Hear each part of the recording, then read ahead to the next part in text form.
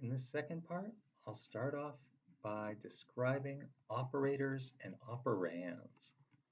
Operators are the special symbols that represent basic mathematical computations. For example, the plus sign, minus sign, asterisk, forward slash, two asterisks, and the percent sign. Of these, two asterisks denote exponentiation, so 2 to the power of 4. And the percent sign denotes the remainder. So here, 19% 3 yields an output of 1, because if you take 19, subtract 1, you get a number that's divisible by 3. So 3 goes into 19 6 times and then has a remainder of 1. The other operations function just as you would know them too in math, nothing special. An expression is a combination of values and or variables and operators that results in or can be reduced to a single value. Process of reducing an expression to a single value is called evaluating it.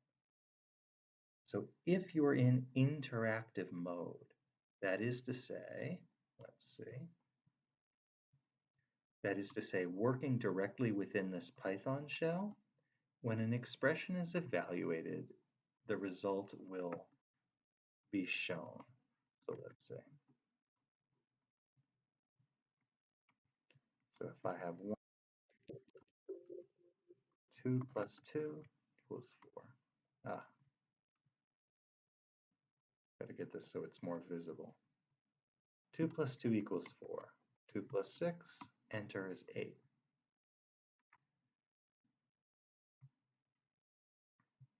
Now, one thing to note about Python 2 is the way that different numerical data types influence the output. This being, if you input two integers, the number 59 and the number 60, the output must also be an integer. And it doesn't round to the nearest integer, but rather rounds down in all cases. So in Python 2, if you were to assign a value of 59 to a variable called minute and divide that by 60, you would get an output of 0. Now you can force the output data type by dividing that integer by a float, 60.0, and then you would get a float output that's accurate. Now that is something that you don't have to worry about in Python 3. Kind of an expression involving two integers can yield a floating point output. But if you're going to be working in ArcGIS for desktop and coding in Python 2, you just have to be aware of this pitfall. Now I talked about if you're in the shell, expressions are evaluated automatically and the result is printed out. If you have a script, the expression will be evaluated, but nothing is displayed automatically. So each one of these lines is an expression, plus, plus, plus. But if you had these in a script and ran the script, you wouldn't get an error, but nothing would happen. Let's give it a try. File, new file, save as. Call it example. Oh, I'm going to save it to the desktop. Oh, here. I'll just overwrite this previous one. And what did the example in the slides have us do? 17, so 2 floats, 2 strings, 2 integers, 17 point. Here we go, waiting for a second. 17.2 plus 3.1, hello, plus world. Put those in quotes because they are strings. And then 3 plus 4. If we save that can run it. Okay, it worked. We got no error, but we also didn't get anything displayed, like it would have been if we had just entered those lines in the shell. The slide asks, how would we change the script to display the values of those expressions? How would we do it? We have to call the built-in print function. So we type out the name of that function, print, open up some parentheses, and then close them, and within the parentheses, include the expression we want. So now I'll save again. I will run again. And there we go. We have something printed, and it's not exactly the values that are listed here. It's the single value that the expressions are reduced to. So instead of 3 plus 4, what's printed is the 7. That expression is evaluated.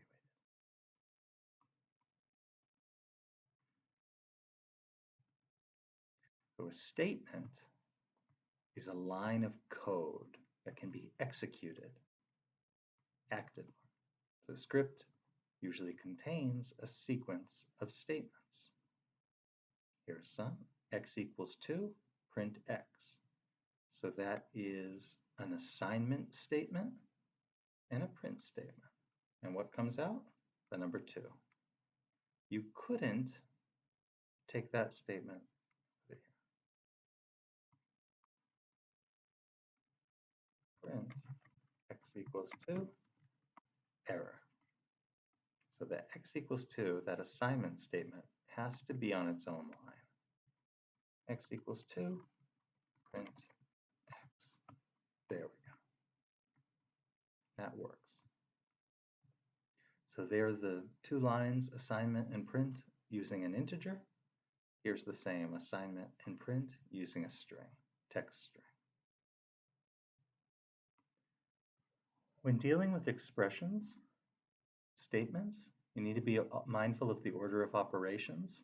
This is the same kind of thing as in arithmetic, just PEMDAS is the acronym, standing for parentheses, having the highest precedence, then exponentiation, multiplication and division together, and then finally addition, subtraction together. And for these 2 pairs, multiplication and division, addition and subtraction, the precedence is, or the operations are executed from left to right.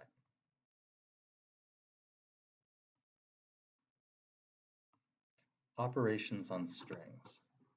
The question is, we kind of saw this with the hello world, where I had a plus sign between them, right here, second line.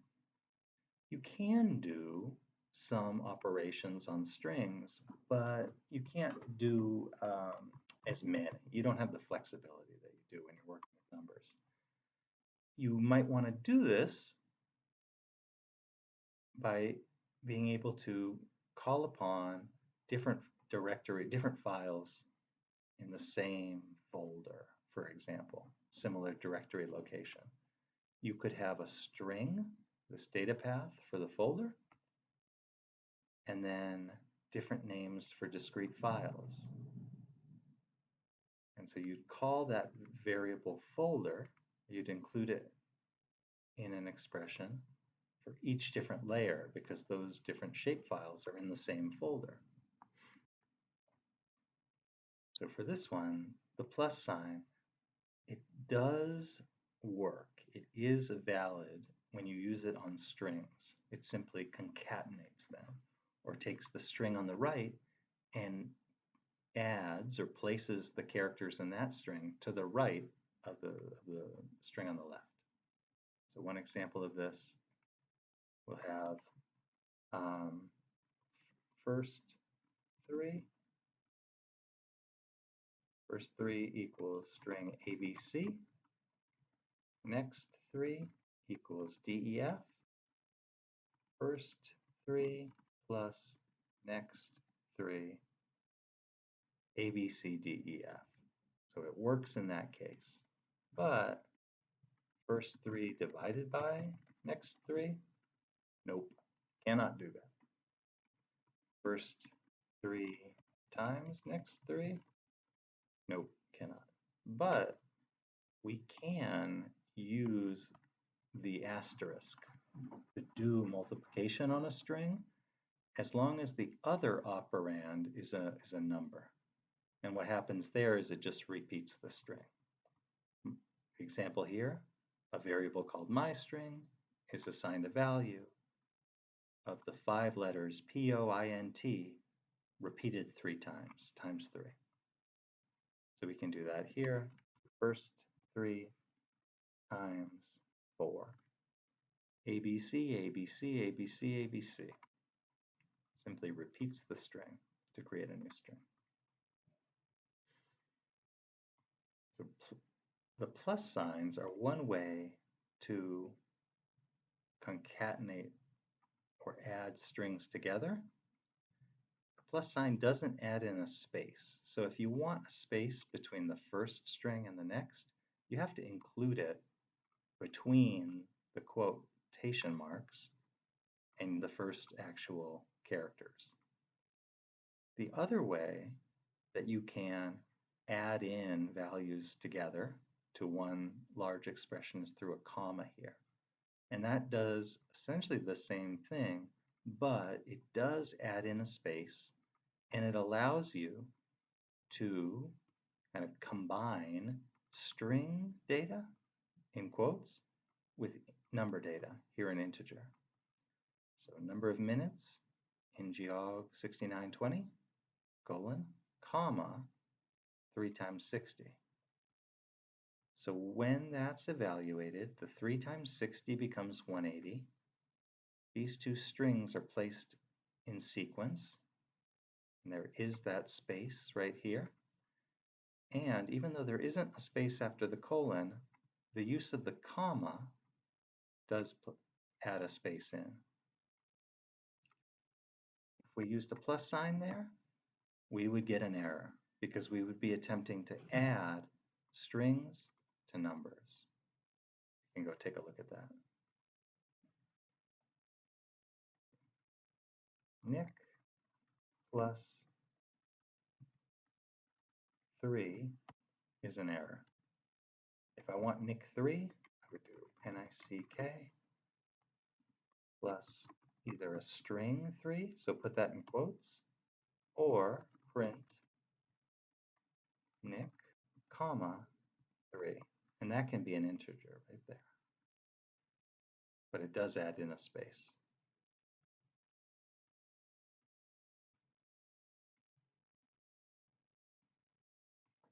Comments. So comments are something that you can add into your script, but that won't be executed or evaluated by the Python interpreter.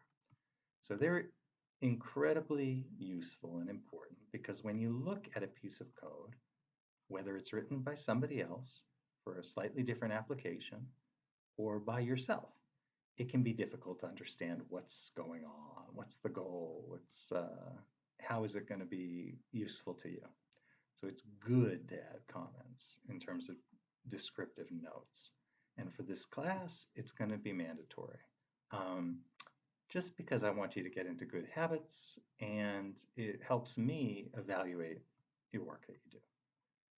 There are 3 different types of comments, maybe 2 different types. We'll see. Multi-line comments, think of this as a block of notes. Single line and inline comments. We'll go to the next slide to take a look at them in action. So a multi-line comment is noted by 3 quotes at its onset and at its conclusion. And on any of the lines in between, you can write text that will not be evaluated. So here, author Nick Cuba created, and a note on what the program does. So that's good kind of basic information. A multi-line comment belongs at the top of your script. In terms of inline comments and single line comments, you mark those differently. Use this kind of hashtag, number sign, character, Shift 3, and You can place that on a line with code, and everything to the left will be interpreted, everything to its right will not be. So this assignment still will be made, but your note that 2 digits of precision to the right of the decimal mark is noted. It's just a comment. You can also use that same symbol on its own line to better organize your code. Sometimes you put a line above the actual code that's to be interpreted, saying what it does. So calculate area. A variable called area is assigned a value equal to pi times r to the power of 2. Another task, calculating perimeter, outputting results. So those are good for organizing your code, not even describing what it does in detail, but just kind of shaping people's understanding of what's going on. The comments, I talk about them as being useful because they can help you do what you need to do quicker, but they're also helpful to guard against semantic errors. So if you remember from the earlier slides, you have 3 types of errors. Syntax errors are typos, just things that the interpreter does not know what to do with, and they don't let you run the code. It just throws an error. Runtime errors are things like dividing by 0. It's something that the code recognizes as confusing or undefined during the course of running your script, and it stops running. Semantic errors are when your script runs fine, there's nothing preventing the computer from doing what you're telling it, but somewhere along the line you are telling the computer to do something different than what you want it to do. And so the output there, called a semantic error, can be harder to detect because there aren't those kind of safeguards built in. But the more you have in terms of contextual knowledge and comments, the better able you be to identifying those semantic errors. Finally, just a few notes on the backslash. So Python it has its own syntax, or basically the way that it expects things to be spelled, to look, to be arranged, and it relies on certain characters for important things. Now the backslash it uses, along with say a lowercase n, a lowercase t, to control the positioning of some of the text. So a backslash n is interpreted by Python as a new line. A backslash t is a tab. And so when you actually want to use backslashes in your code, you can get some interesting and undesired outputs. So one example is if you kind of write out a variable called filename2 as a string of a shapefile in these folders on the D drive, and you use backslashes to describe its directory location, and you print out that variable, filename2, the backslash t, instead of reading the Texas folder, it sees backslash t and adds in a tab between the last A in data and the E in Texas. Instead of reading new in the new roads, it sees backslash n and places all subsequent text on a new line. So you get uroads.shp on the next line. If you want to avoid this, just add double backslashes in your string. Then when it's printed out, the double backslashes are reduced to single, which is what ARC wants to read, for example. You also might run into problems using quotes within your string, just because quotes are used on the outside to denote that a value is a string. Now, one thing you can do is vary between single and double quotes. And Python recognizes both. It recognizes them as paired. So as long as you're consistent, if you want quotes within, if you want single quotes within, use double quotes on the outside. If you want double quotes within, use single quotes on the outside, and it'll be okay. The other thing you can do is add in a backslash to the left of your quotes. quotes. And what that tells the interpreter is this is not breaking the string. Instead, it will just reduce to the quotes within the string that you want. The summary of these, variables are the names we use to refer to values. When you pick a variable name, follow the naming convention and don't break any of the rules, like pick a reserved word or start your variable with a number. Operators are simple mathematical procedures. Operands are the values acted on by operators. So if you have 1 plus 1 equals 3, or 1 plus 2 equals 3, the plus is the operator, the 1 and the 2 are the operands. Expressions are combinations of values, variables, and or operators that result or can be reduced to a single value. Statements are lines of code that can be executed. Write comments in your code so that it's more useful, and understand the use of backslash and quotes, really any kind of syntax that we use in kind of common language, but also something that Python relies on. We'll finish here, kind of do a demo, which again, I'd urge you to do yourself. We're going to create a program and run it, and we'll use the same kind of geometry calculations for a circle. What we'll do is we'll open up the code in a new Python script window, save it, the .py extension, edit it, add this in, add some comments, check the syntax error. Really, that means just check for typos. Save the file, run the program, and then we want to modify it to calculate the area and perimeter of a circle that has a radius of 5.5. So let's see. Go back to our virtual hard drive. Give it a second. There we go. So file, new file, save as, call mine circle underscore geom. So at the beginning, I'll do 3 quotes, go down a few lines and close that up, and that's a multi-line comment. Created by Nick Cuba on 8/20/20. This program calculates the area and perimeter of a circle based on its radius. So what did we have? We had a variable named pi assigned a value 3.14. Variable r, start out with a value of 2.0. So now we can add in a comment, calculate the area. Variable called area, we'll assign that a value of pi times r to the power of 2.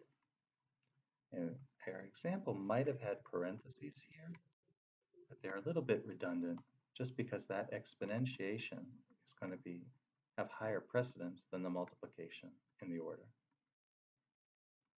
Calculate the perimeter. We have a variable called perim. We'll assign that a value equals to 2 pi r.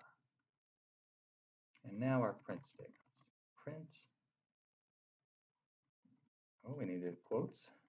Given a circle with radius equals, and then comma, r.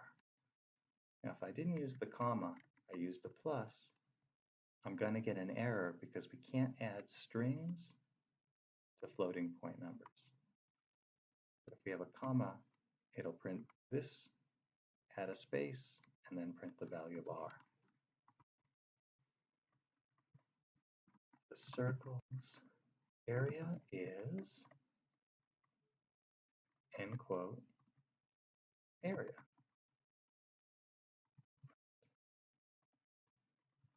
The circle's perimeter is perim. So now I'm just going to look quickly for typos. I think I'm good. Oh, mistyped area. That wouldn't have been an error, but Okay, so we'll save it, move it over so we can see the results pop up in the shell, and we will run. Given a circle with radius equals 2.0, the circle's area is 12.56.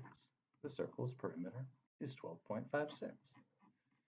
So now we're just asked to change the value of the radius to account for a circle that has radius 5.5. So what line do we have to tinker with? Right up here.